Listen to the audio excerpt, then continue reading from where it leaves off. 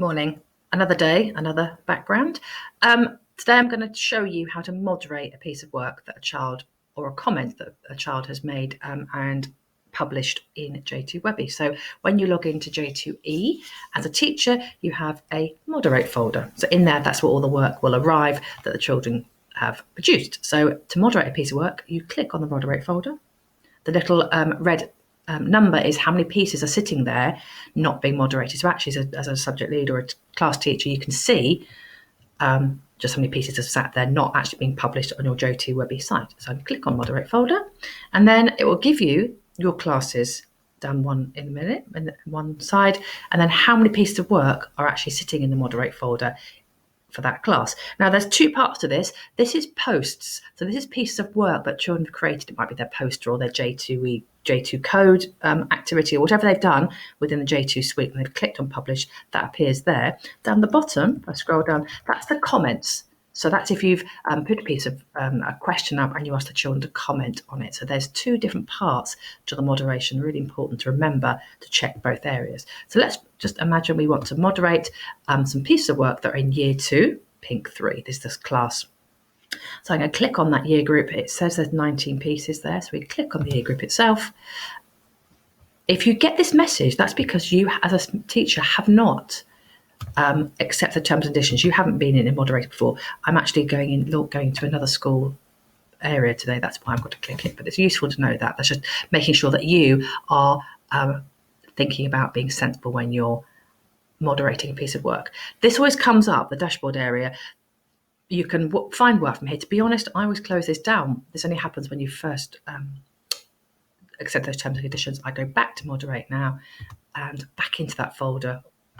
And we go straight into children's work. Now, what we'll have is this is all the pieces of work from that year, that class. This is pink 3. So if you can see, if a child hasn't given it a title, it'll say write. So that's just basically the generic name of that piece of work. If they've named it, it will say my drawing, etc. It tells you who the author is, the child, what class they're in, and then the date they modified this. Okay. To see the piece of work, you preview it. So that just basically means it opens up the piece of work. So let's just click on preview. It shows you the piece of work. There we go. It's lovely. Best thing in the world. But when I went to Italy, fantastic. And I'm just going to close down that window. That's just for you viewing that piece of work to see if it's okay to publish. If it's okay, you simply click on publish. If you don't want it to be published or it's a piece of rubbish, because lots of children, once they get into this, they start just posting lots of things, or they click the publish icon by mistake rather than save. So sometimes things can be published without meaning to. So basically, you can just bin it. My colleague has already done a video on J2 Review, how you can actually add comments, or you can actually add a progression statement to that piece of work. So if you want to know about J2 Review in more detail, please look at the other video on this page.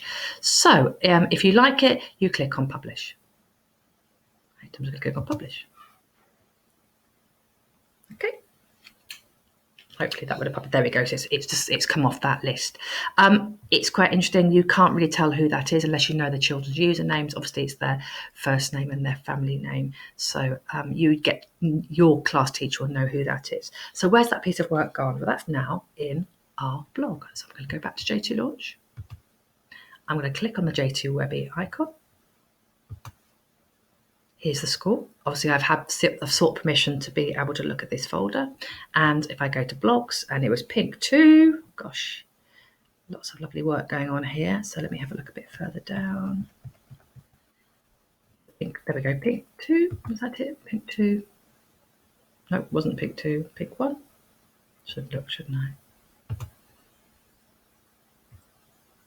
Let me just go back and check which post it was. Pink 3, sorry. Pink 3. Let's go back to blogs. Year 2, pink 3. And there we go. There's that piece of work published. And remember, that is public now. Anybody can see that.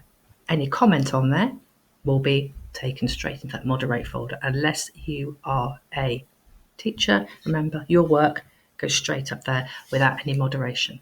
I hope that's been useful. And it's really important to moderate work. And what happens is children get really excited by the blogging because they want to see their work, and if it's not moderated, they get a bit disheartened. And it's a really good way, especially at the moment, for keeping in touch, posting up really simple work.